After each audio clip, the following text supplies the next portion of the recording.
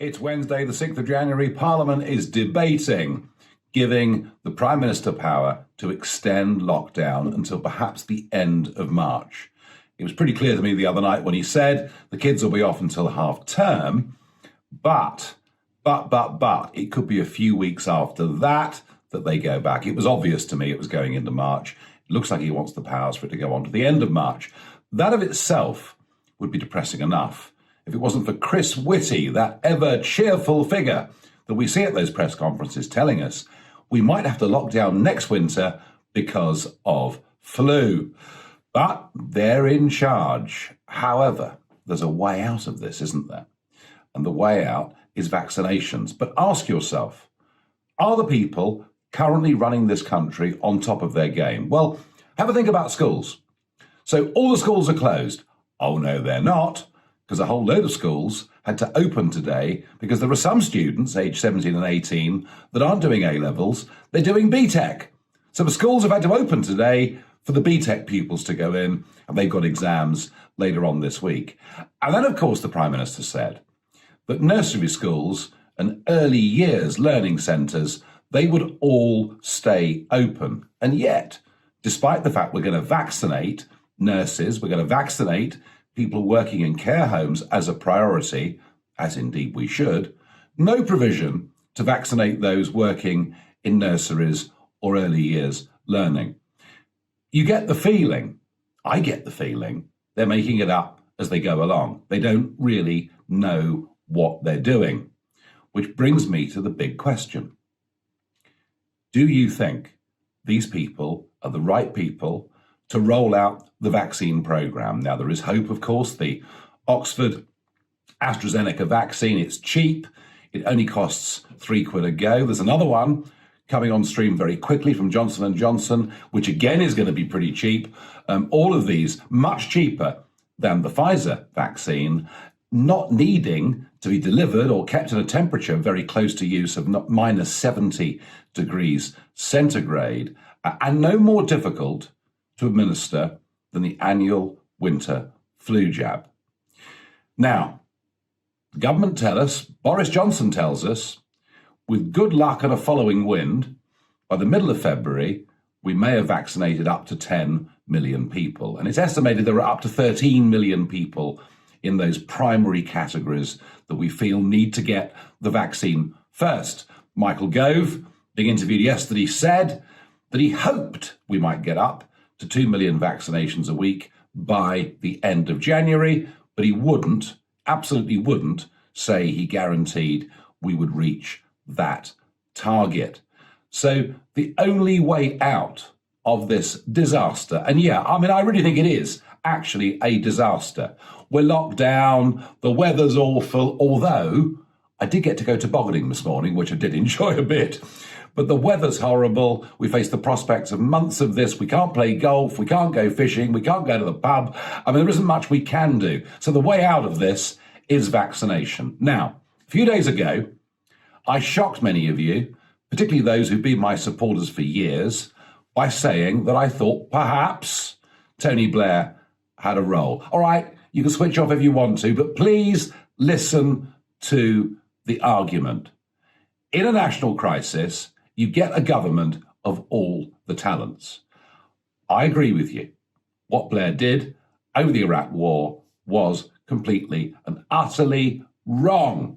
Some would say even criminal. What Blair did, opening up the borders uncontrollably, that has led to a 6 million increase in the population of this country since 2001, was wrong and has damaged the quality of life of very many people. His fanaticism with the European Union was crazy. Although, I am pleased with one thing. He is the only person that he's ever, he shouted at me in public in the European Parliament. Your only real achievement is that Britain is now isolated, alienated. We are completely alone within the European Union. Which is why it's been said before. Hang on a second. Everybody else gets an extra minute, Mr. President. I'm asking for 10 seconds. Thank you. Which is why, Prime Minister, I urge you. It's often been said that you wanted to be the permanent President of Europe. Please stay on for a further 6 months, 6 more months of the British presidency, and they'll kick us out. Thank you. In my experience in politics, there are 3 groups of people. There's, first of all, the reactionaries. And let me just tell you, sir, and your colleagues, you sit with our country's flag, you do not represent our country's interests.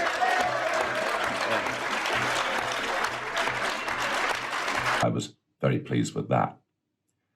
But whatever you think of Blair's misdeeds, when he says he's going to do something, he actually goes and does it. And the reason that I picked up on Blair was I saw him last week talking about the vaccine, talking about the rollout, with more knowledge than anybody in government. It was he that started the argument saying, rather than vaccinating people twice, 3 weeks apart, wouldn't it make more sense to vaccinate double the number of people and perhaps taking some of the bureaucracy out, maybe even more than double the number of people, so that they've got a high level of immunity, even if it's not the highest that could be achieved? And that argument that we should give 1 dose to as many people as we possibly can in short order, that argument that Blair put forward last week has worked because the government have changed tack. Well, today, Blair was on Good Morning Britain with Piers and Susanna, and once again showed that he understands how vaccinations work. He makes the point, all the primary schools are closed. Why not open them up as vaccination centres? He makes the point, on polling day, we get 30 million people going through those centres. I would actually have mobile facilities as well, going round place by place. You could use polling stations. I mean, remember, we managed on election day to get, 30 million people? Yeah, well, we had this conversation through yesterday. the doors voting. So why can't we have a big, rapid vaccination programme? He makes the point that there are thousands of people out there who would be well qualified to do this, whose services are not being asked for. You've got occupational health workers, several thousand of those. They're perfectly qualified to give what is essentially a flu jab. Oh, and by the way, those retired doctors and nurses who are applying to help, having to fill in 21 different forms, including ones on terrorism, whether they've had anti-terrorism lessons, and of course, as ever, gender awareness, which we must all be so aware of these days. So there is a massive bureaucracy that is holding the whole thing up. Blair is for extending it much further than that. Blair even postulated that maybe the army could be brought in. Blair said we could and we should reach 3 million vaccinations every week by the end of this month and 5 million vaccinations every week by the time March comes along. This Conservative Party are very bad at using any outside talent. When Trump was elected just over 4 years ago, I was the first foreign politician to have a meeting with him.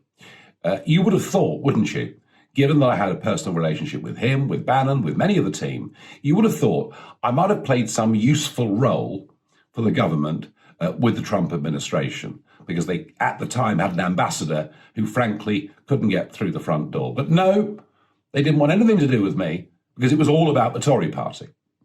And I think, again, in this crisis, they haven't brought in anyone from outside because it's all about the Tory party. Well, it needs to be about the country. And I'm going to repeat the argument I made the other day. Some of you will scream at me, but if Blair is so confident that he thinks he can get this job done, he thinks he can get us up to 5 million vaccinations a week, then frankly, if that gets us out of the mess that we're in, why not use his services? If not him, well, call in Nick Carter, General Nick Carter, our senior military figure in the country. I just don't believe these drongos we've got in cabinet are up to the job. They failed totally in the early days of testing. Test and trace, they've spent nearly £25 billion on, and it doesn't work.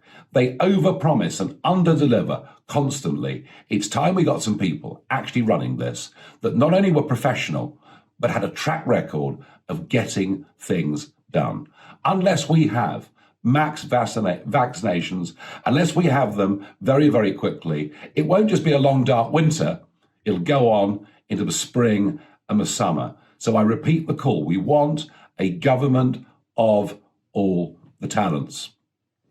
Just quickly on other things, you may have seen overnight that there were the arrests of 53 people in Hong Kong, 53 people who stand up for democracy. And the Chinese Communist Party now have got an iron grip on that territory.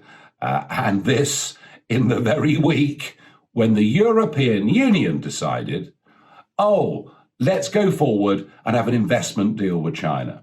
So the European Union, through their own greed, are aiding and abetting a Chinese Communist Party, rapacious Chinese Communist Party, who intend to use 2021, which they emerge into in a far stronger position than all the rest of us. They intend to use 2021 to spread their power as much as they can around the world. And we've got to wake up to what China's intentions are. Just look at what they're doing to Hong Kong.